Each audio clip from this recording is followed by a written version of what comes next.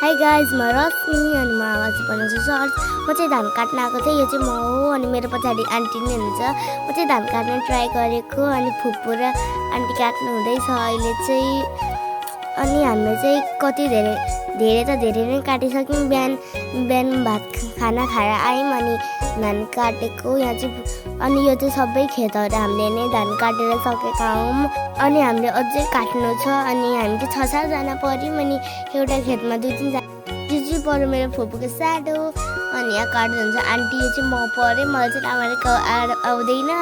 अनि यो पनि फुपूको स्याडो हो अनि यहाँ चाहिँ फुपूले काट्दै हुन्छ। उता पछाडि रेड कलरको लाउने चाहिँ मेरो मम्मी हो अनि आन्टी अनि फुपू। अनि म चाहिँ अलि साइडमै बसेर धान काट्दै थिएँ।